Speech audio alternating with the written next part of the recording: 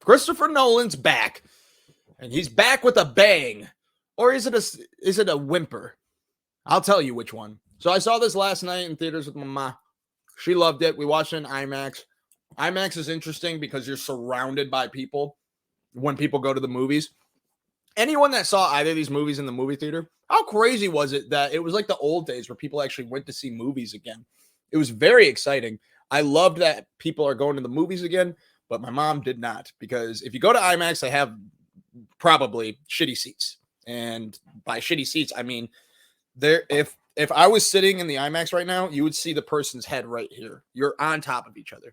So for that, was the movie worth the seating of IMAX? Was it worth it? I'm going to say no. This is not an action movie. I know it wasn't going to be an action movie. I know it's a biopic. I know it's about the atom bomb. But it's Christopher Nolan. So I expected it to be, bells and whistles and not this much talking. Let me give some pros. Cinematography, A1.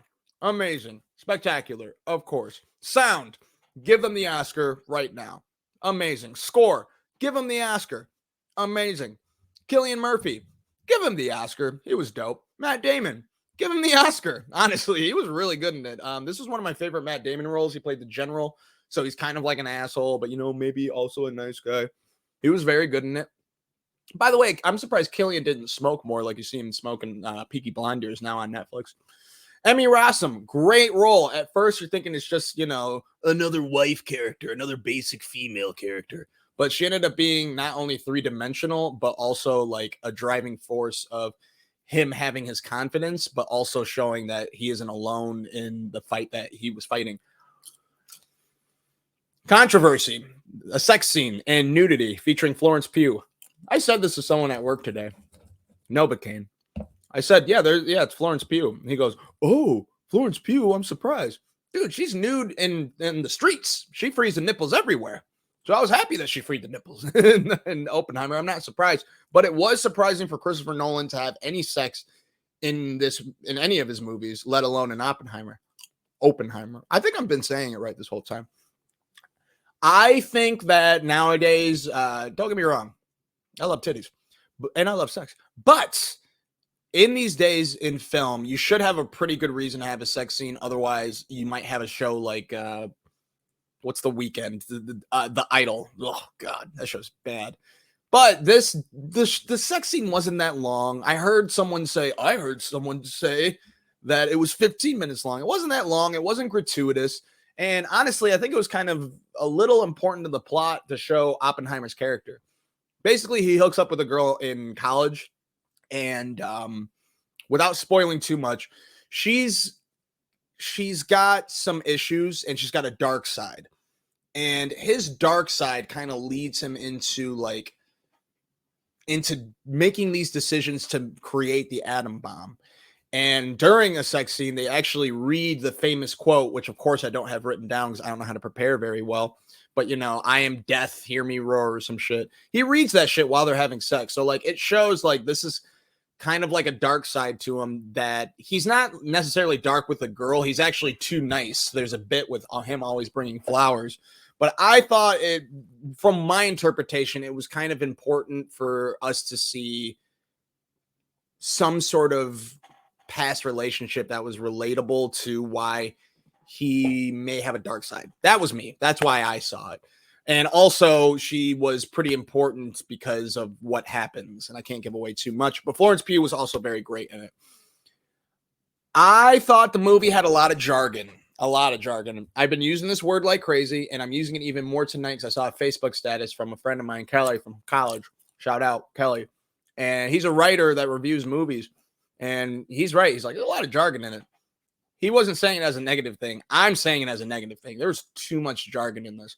Now, it's kind of hard not to have jargon in a biopic, especially on a historical event like the atom bomb or the Manhattan Project or the Red Scare or communism or all of these elements that are in the movie. You have to have jargon. I've just never been that big of a fan of Christopher Nolan's jargon. He's got some great lines of dialogue. He creates great characters. And most of them are three-dimensional. I thought characters in this were three-dimensional. I thought there were some great lines in this film. And I did have attention set on the screen the entire time. It is 3 hours long. It doesn't necessarily feel like 3 hours long. I'm sure to a lot of people it does.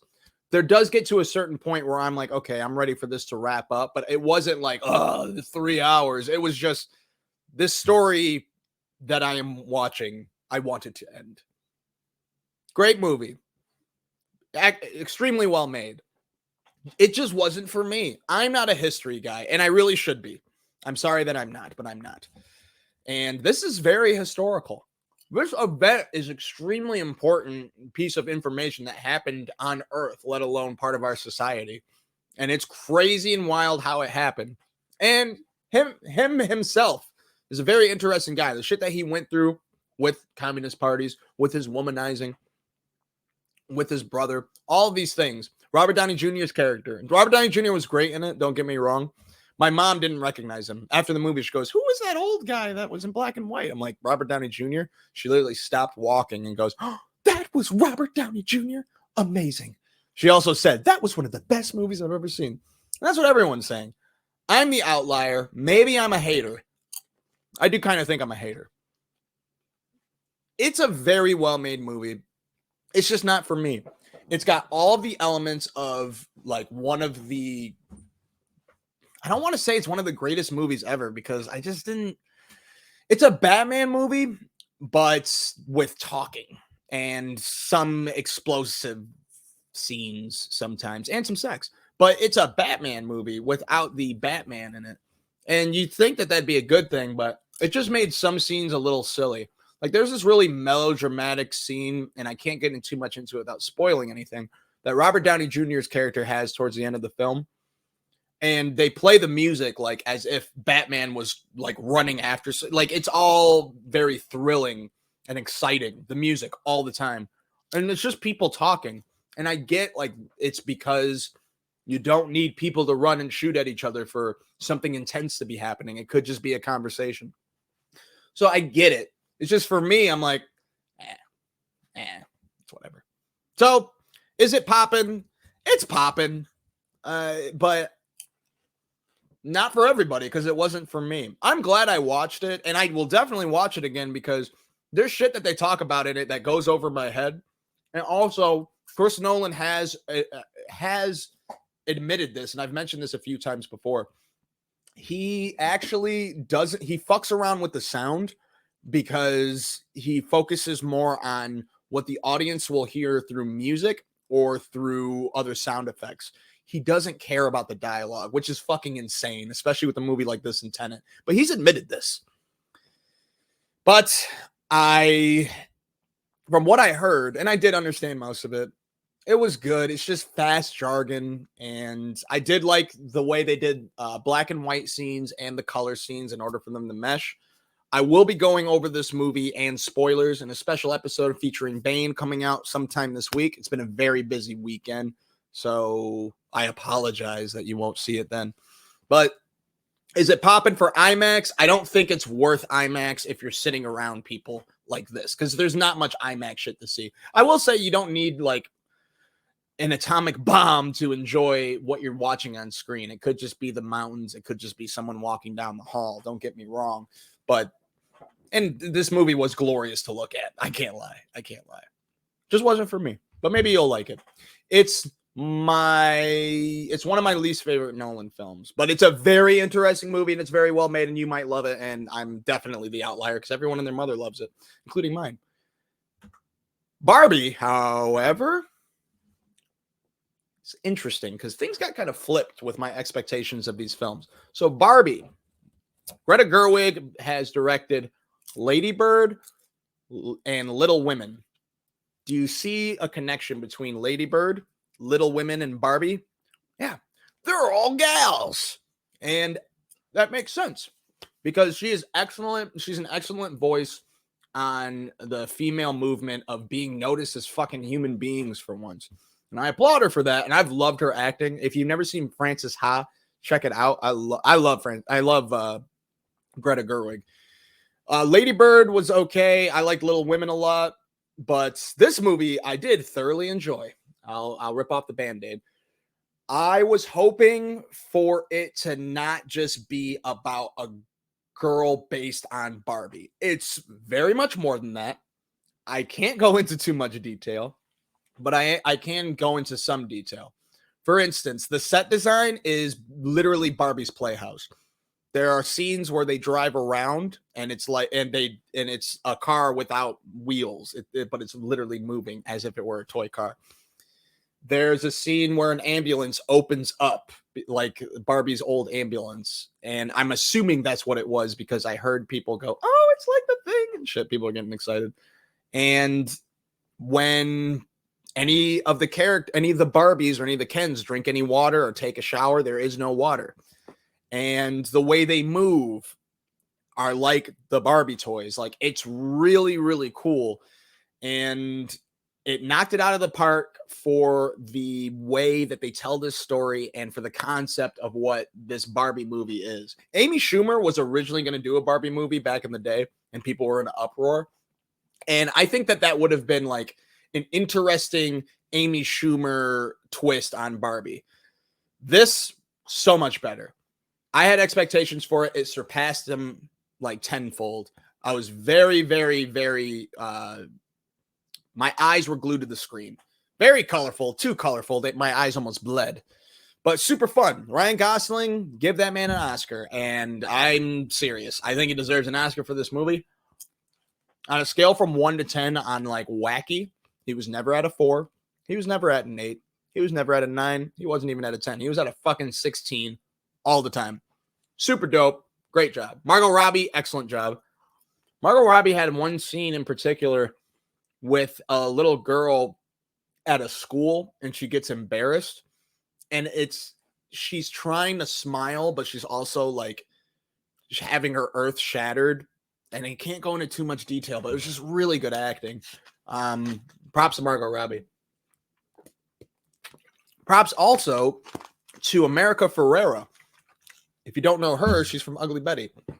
Excellent actress, not in many things, but she was in this, and she was great in it. And I can't tell you why, but she has one monologue that's very woke. And we're going to get into that in a second. Very woke, but it is important. Don't get me wrong.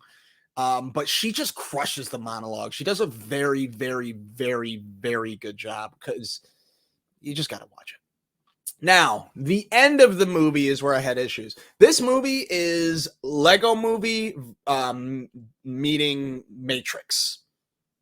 Try not to look too much into that, but that's what it is. It had very, very heavy Lego Movie vibes. There's also a comedic actor in this as well, and I want to say his name, but he was awesome in it. He played a boss, and I'll just say that. This movie goes it's very different. It's meta. I'm just going to say it's meta. Very meta with a lot of things. It does a very good job at that. The last 20 minutes were a little too much. Ken has a musical sequence in 3 parts. The first part, everyone loves it. Everyone's laughing. Second part, he's on a bed and he's singing a famous song. I don't even know what it is. But people go, ha ha, oh, this is so unnecessary, but okay, go ahead, Ryan. I can tell Greta Gerwig just really just gets a kick out of it. And then there's a third part, and the whole movie theater was like, I don't really want to watch this anymore. You could feel it. You could feel everyone going, this is too much. And it was too much. Like, it was funny and whatnot, but it was too much. And then after that, the movie got even more woke. But the thing is, it's heavy-handed in its message, and it's very appropriate for it to be heavy-handed. And I'm completely okay with that. You have my permission, females. It's very heavy-handed in a great way. But this movie's not for kids, but it should be for kids in a way. It's hard to explain. There's a line in it that makes it Barbie, wonderful, excellent, to dark. And that line is, do you guys ever think about dying? So that's the kind of movie you're going to watch. It's super, super dope. I love it all except for the last 20 minutes because it gets into more of the conversation of women being human beings, which obviously they deserve to be human beings. And obviously we need more movies like this, but it's so like, it slaps you in the face so much at the end that it's like tiring. It's very tiring. It was just a little too much at the end, but I dug it. I loved it. Oh, Alan. Alan's in it. God, I watched this with Mike Deere. Michael Cera's in the movie playing a character called Alan. I didn't know there was a toy called Alan, but he was okay. But maybe you'll love him because there's one person that really loved Alan. That was Mike Deere. He was funny. I like Mike Cera a lot. Poppin' or not, it's Poppin'. Which is better between Oppenheimer and Barbie? Oppenheimer or Barbie? Oppenheimer is a better film. It is like, pish posh, appropriate and important and all of that. But Barbie's kind of important too. More people are going to like Oppenheimer because it's based off of history. Barbie, more people are probably going to hate because people hate women.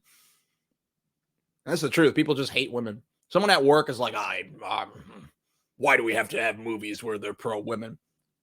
There should be movies that are pro-women, but when you're smacking us in the face with it for the last 20 minutes, then I see why those other people want to walk out of the movie. I don't want to walk out of the movie, but I am like, hey, chill out, Greta. Chill out.